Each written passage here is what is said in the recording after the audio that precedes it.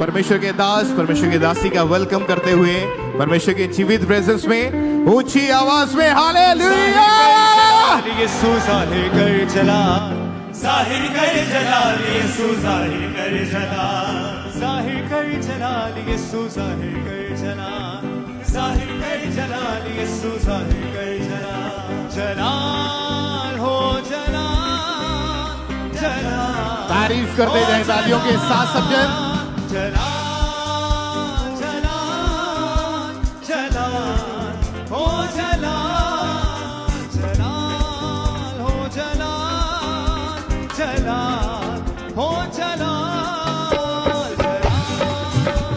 जलाल जलाल हो जलाल। जाहिर कर जलाल, यीशु जाहिर कर जलाल।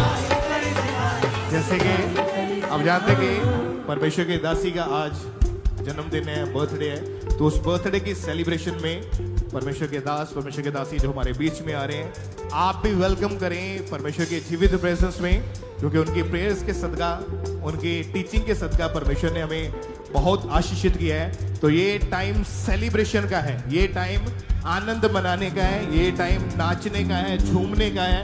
तो परमेश्वर की तारीफ करेंगे, परमेश्वर के नाम को महिमा देंगे, नाचते और झूमते हुए अपने हाथों को उठा के ऊंची आवाज में परमेश्वर का थैंक्स करते हुए सेलिब्रेशन के साथ अपने लोगों में आया है, खुदा अपने लोगों में आया है। बादलों का बैठ करेगा और वो यहां से चलकर वापस जाया करेंगे, जैसे वो आए थे वैसे नहीं हो। आपकी लाइफ बेहतर होगी, 100% बेहतर होगी, क्योंकि जो अभिषेक उन लंगड़ों को टच कर रहा है, उन अंधों को छू रहा है, वो अभिषेक आपकी लाइफ को भी वैसे ही छू रहा है।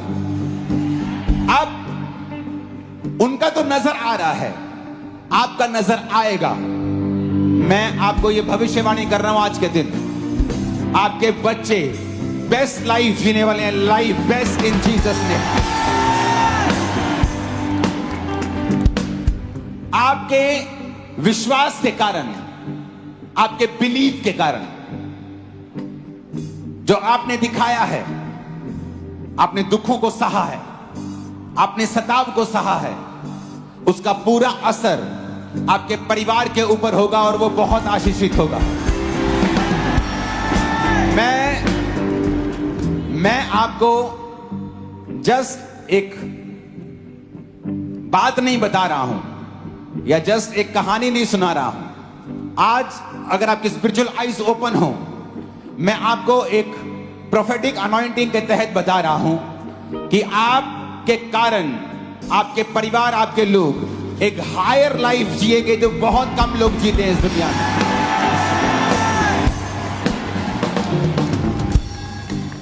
जब डोनाल्ड ट्रंप की नानी दादी उसको बाइबल दे रही होगी, उसे मालूम नहीं था कि वो क्या, कौन है आने वाले समय का ग्रेट मैन आज जो उस दुनिया में राज कर रहे हैं, उनका परिवार क्रिश्चियन है। मैं आपको बता रहा हूं, आप नहीं जानते, शैतान आपके पीछे पड़ा है।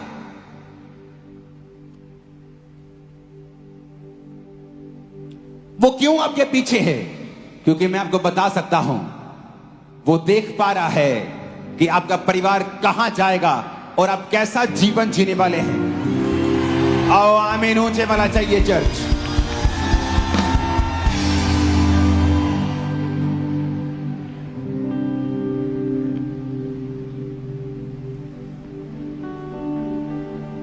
एक वचन को मैं आपके सामने पढ़ूंगा और उस वचन को आप सुनेंगे। एस्तर 6 अध्याय में लिखा है, उसकी एक आयत को, उस रात राजा को नींद नहीं आई और उसकी आज्ञा से इतिहास की पुस्तक लाई गई और पढ़ के राजा को सुनाई गई। उसमें लिखा हुआ मिला कि राजा क्षरे के हाकिम जो द्वारपाल भी थे, किसको बंद करने के लिए बोला मैंने? उनमें से बिगताना और तरेश नामक 2 जनों को उन पर हाथ उठाने की युक्ति की थी और मोर्दके ने उन पर प्रकट किया था। मूवमेंट बंद करो प्लीज। ये जो मूवमेंट आप कर रहे हो ना, ये बंद करो प्लीज। ये मूवमेंट बंद कर दो। वो देखो वॉलंटियर अभी भी जा रहे हैं। ये दो लोग और गए देखो। और मैं जानता हूं तुम दो कौन हो। वचन के दौरान तुम हिल भी नहीं सकते। अपने पड़ोसी को बोलो ध्यान से सुन। अब यहां पर मोर्दके नामक एक व्यक्ति, एक देश के राजा का चौकीदार, गेट पर खड़ा होने वाला, और उसे मालूम होता है कि दो कर्मचारी राजा को मारने का प्लान कर रहे हैं। और वो राजा की ये बात प्रकट कर देता है राजा के ऊपर, और राजा उस चीज को पहचान कर मौत से बच जाता है।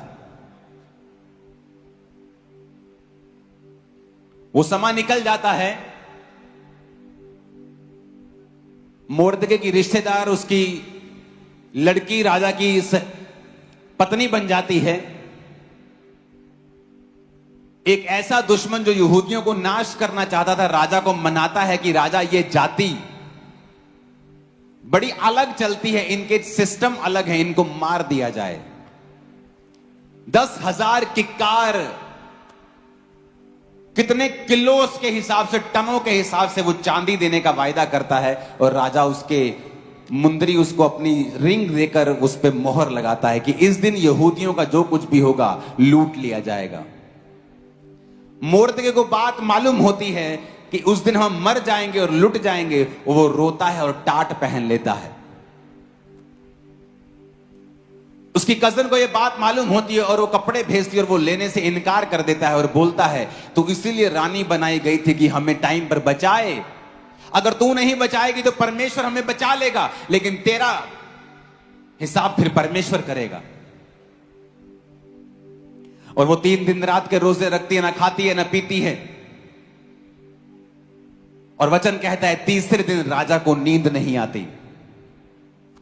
और वो कहता है इतिहास की पुस्तक लाई जाए। और इतिहास की पुस्तक में उसे मालूम पड़ता है कि मेरे खिलाफ 2 व्यक्तियों ने साजिश की थी और मोर्दके नाम के व्यक्ति ने मुझे बचाया था। उसने कहा, कौन है ये मोर्दके नाम का व्यक्ति? और इस मोर्दके नाम के व्यक्ति का क्या किया गया? तुमने उसको क्या किया? क्या उसको मंत्री बनाया? क्या उसको पैसा दिया? क्या उसको ब्लेस किया? कहते जी नहीं, मोर्दके के साथ तो हमने कुछ नहीं किया। कई बार आप अपने जीवन में अच्छे काम करते हैं, आप सेवा करते हैं परमेश्वर की, आप भले काम करते हैं, लेकिन आपको उसका कोई असर आता हुआ दिखाई नहीं देता है।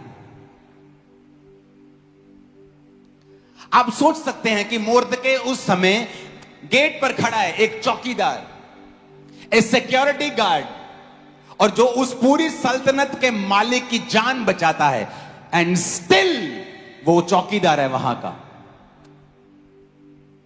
उसकी तनख्वाह आज भी 12,000 15,000 ही है। और वो सोच रहा है कि इससे अच्छा तो मैं कातिलों के साथ शामिल हो जाता तो लाखों रुपया मिल जाता मेरे को। पर इतना बड़ा काम करने के बाद भी उसकी लाइफ वही की वही है। कई बार आप सोचते हैं ऐसा कि आपने परमेश्वर के लिए ये किया, आपने परमेश्वर के लिए वो किया, लेकिन आपकी लाइफ में कोई बदलाव नहीं है। आपकी पोजीशन भी वही है, आपकी तनख्वाह भी वही है, आपकी ब्लेसिंग भी वही है, कुछ बदला नहीं। लेकिन अगर राजा उसको पहले ब्लेस कर चुका होता, मोर्दके को पहले आशीषित कर चुका होता,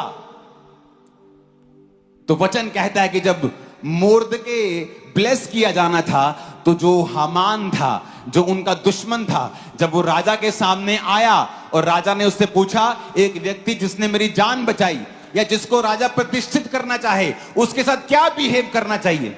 उसने सोचा मेरी बात हो रही है। उसने कहा, राजा उसको अपने निज खच्चर पे बिठा, अपने कपड़े पहना, राज्य में उसका ढिंडोरा पिटवा। कहता जा उस मोर्दके के साथ वही कर। और ये वही मोर्दके था जो हामान का दुश्मन था।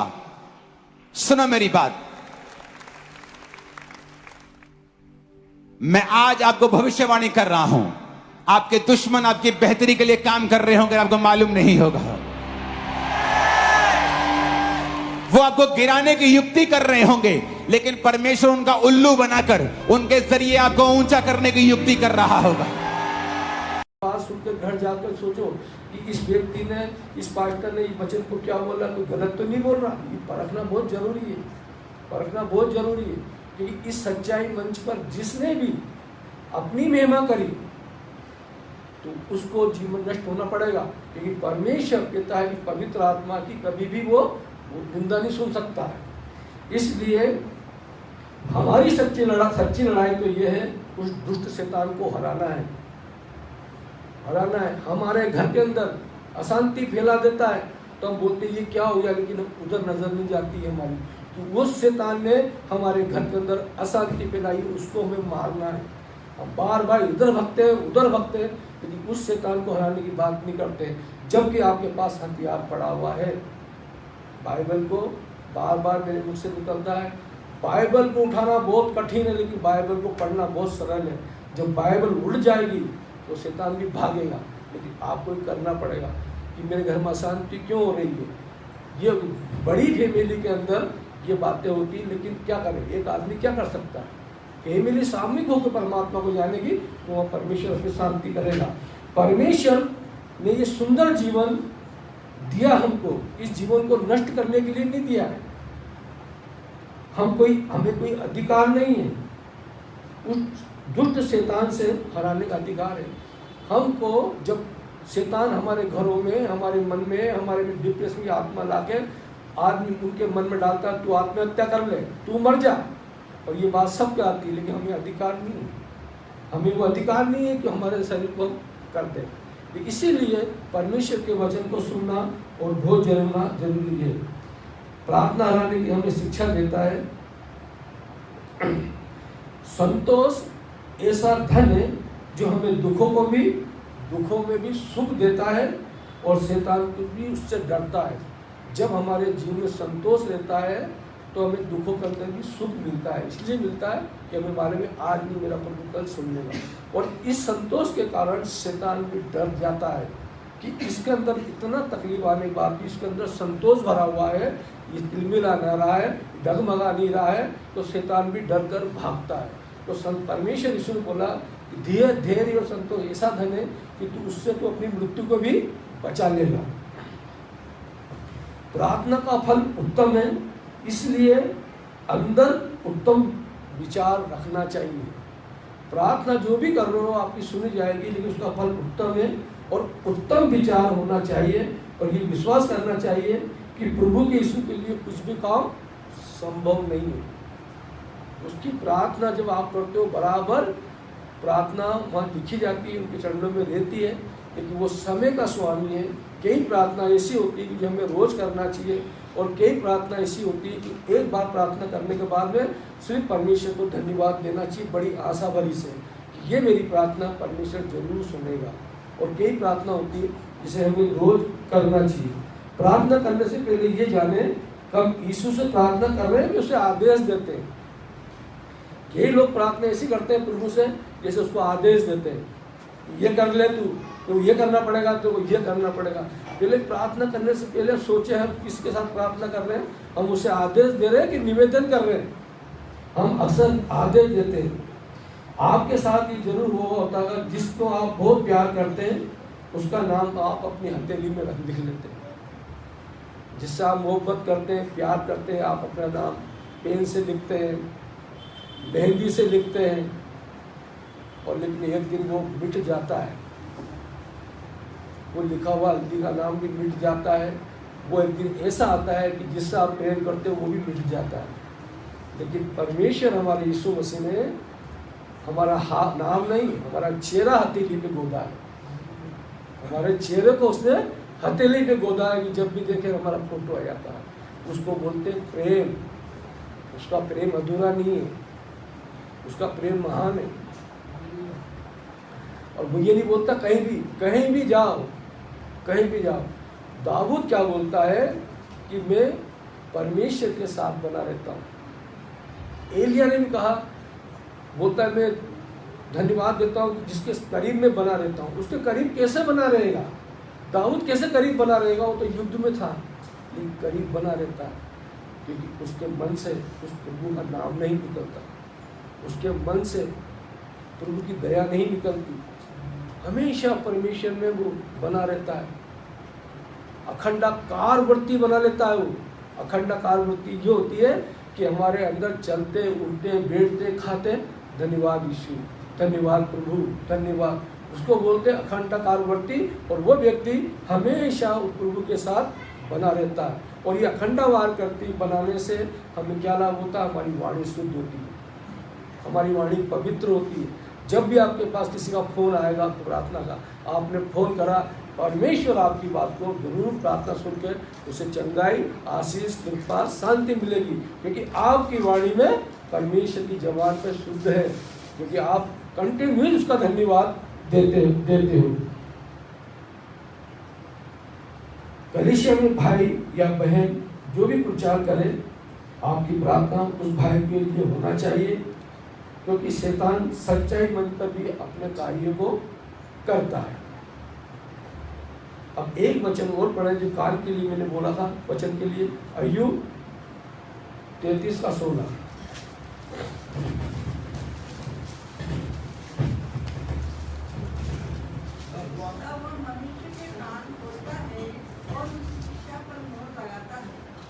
कान खोल देता है और मोहर लगा देता है उस पर। जब आप वचन सुनते हो तो छाप लगा देता है, वो मोहर लगा देता है। और मोहर जब परमेश्वर की लगती है तो फिर वो वचन आपके अंदर से इधर ना उधर जाते हैं। परमेश्वर क्या बोलता है? ना इधर उधर मत ताक, मेज और देख।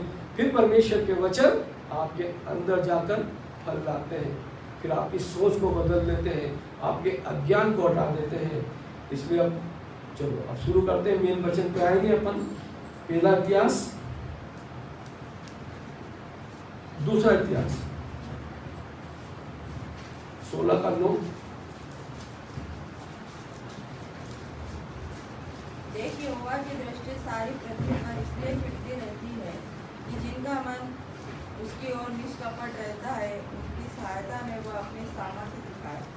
तूने यह काम मूर्खता से किया है, इसलिए अब से तू लड़ाइयों में फंसा रहेगा। परमेश्वर की दृष्टि किस लिए लगी रहती है? पढ़ने वाला, देखिए यहोवा की दृष्टि सारी पृथ्वी पर इसलिए फिरती रहती है कि जिनका मन उसको और निष्कपट रहता है, उनकी सहायता में वह अपनी सामर्थ्य दिखाए। जिस परमेश्वर की दृष्टि हमेशा लगी रहती है उन पर लोगों पर जो परमेश्वर दीन है, दयाल है, नम्रता है, ताकि परमेश्वर के जरिए सामर्थ्य का काम दिखाए। तो आप ये नहीं समझे कि परमेश्वर की दृष्टि आप पर नहीं है, आप पर लगी रहती है। इसलिए अपने आप को जांचो, अपने आप को समझो, क्योंकि परमेश्वर ने बोला है कि 9 फल है पवित्र आत्मा के। अगर 9 फल में से आपके 4 फल अच्छे हैं, 5 फल बेकार है, या 6 फल अच्छे हैं, 3 फल बेकार है, क्योंकि इसका तो आप ही जवाब दे सकते हो कि मेरे को कौन सा फल बेकार है। 2 फल में से जो बेकार फल है, परमेश्वर के चरणों में जवाब कहो, प्रभु ये फल मेरे जीवन में काम नहीं कर रहा है, ये फल के मेरे जीवन में आ नहीं रहा है, मुझे दे, तो वो फल परमेश्वर पूर्ति करेगा। आपकी 2 फल की पूर्ति जरूरी होना, लेकिन आपके पास कमी है तो जरूर आप परमेश्वर से बोले, प्रभु 2 फल में मुझे ये घटी है, मुझे ये कमी है, ये इसमें दे, मुझे मेरा मन नहीं लगता है। तो परमेश्वर क्या बोलता है? आओ हम आपस में वाद विवाद करें। उससे विवाद तो करें अपन कि प्रभु इतनी प्रार्थना कर रहा हूँ, लेकिन यह आदत मेरी सुधर नहीं, या ये मेरी बात नहीं सुधर रही, या मेरे को नहीं हो रहा, तो परमेश्वर से बोलकर तू उस पर दया कर। तो परमेश्वर दया करता है, इसलिए उसकी सारी नजरें हम पर रहती है। आज हम वचन में जाएंगे, पेंसिल पे हम करेंगे विचारों पे, वचन प्रार्थना करेंगे, विचारों पे समझेंगे। तो अपन निकाले पहला राजा 18 अध्याय और 21 और एलिय्याह सब लोगों के पास आकर कहने लगा, तुम कब तक 2 विचारों में लटके रहोगे? यदि यहोवा परमेश्वर हो तो उसके पीछे हो लो, और यदि बाल हो तो उसके पीछे हो लो। लोगों ने उसको उत्तर में एक भी बात न कही। अब आप इसको बड़े संत हैं। और एलिय्याह सब लोगों के पास आकर कहने लगा, तुम कब तक 2 विचारों में लटके रहोगे? बने रहोगे नहीं, लटके रहोगे। ये एलिया है जो परमेश्वर के करीब रहता है। ये वो एलिया है जिसने बड़े बड़े आश्चर्य काम किए। ये एलिया है जो परमेश्वर के ज्ञानों को, परमेश्वर के गूढ़ रहस्यों को इसने पा लिया। ये एलिया वो है जिसको साक्षात परमेश्वर ने उठा लिया। ये बोलता है तुम कब तक लटके रहोगे? अगर मान लो यहाँ लटक गए तो किधर के रहोगे आप? तो बोले दो विचारों में कब तक तुम लटके रहोगे? यदि यहोवा परमेश्वर के हो तो मेरे पीछे हो लो, यदि बाल के हो तो उसके पीछे हो लो। लोगों ने उसके उत्तर में एक भी बात नहीं कही। इसलिए वो लोगों ने बात नहीं कही क्योंकि वो अगर एक विचार के होते तो वो कह देते। लेकिन जय वाणी एलिया ने उनको बोला कि तुम कब तक लटके रहोगे, परमेश्वर के बोलो। तो दो विचार में खो गए, दो विचारों में खो गए, इसलिए उत्तर नहीं दे पाए। वो बड़ी उससे बोल नहीं पाए कि हम बाल के पुजारी हैं, लेकिन दो विचारों में अटक गए। और दो विचारों में अटकने के बाद में मनुष्य के पास जवाब नहीं होता। हमारे दो प्रकार की प्रार्थना होती है। दो प्रकार के विचारों में जब हम लटके रहते हैं, और लटके रहने का अर्थ यह है कि हम कुछ भी हासिल नहीं कर पाते। जब हमारे दो विचार होते हैं, हम लटके रहते हैं, तो हम कुछ भी हासिल नहीं होता। जैसे नल के नीचे उल्टी बाल्टी रखी लेना, अगर नल के नीचे उल्टी बाल्टी रखोगे, नल चलेगा तो क्या उसमें पानी आएगा? नहीं आएगा। तो दो विचार में लटके रहोगे तो ऐसा ही होगा। अविश्वास, दो प्रकार के विचार अविश्वास दर्शाते, और हमारे दो प्रकार के विचार परमेश्वर के संबंध का रिश्ता नहीं जोड़ने देते। हमारे दो विचार परमेश्वर से संबंध का रिश्ता कभी नहीं जोड़ने देते। इसलिए नहीं जोड़ने देते कि हम दो विचार में लटके रहते हैं। वहाँ लटक गए, वहीं सोच रहे कि तो अब क्या होगा, इधर जाऊँ उधर जाऊँ, क्या करूँ, बाइबल पढ़ूँ नहीं पढ़ूँ, मैं क्या करूँ, मेरे माता पिता तो जाते, मैं नहीं जाऊँगा तो क्या होगा। लेकिन परमेश्वर ने कहा है जो फिरेगा वही पाएगा, जो आएगा वही जाएगा। पत्नी बोले कि तुम जाते तो हो, लेकिन पत्नी नहीं बोले तो पति जाएगा। दो विचार के अंदर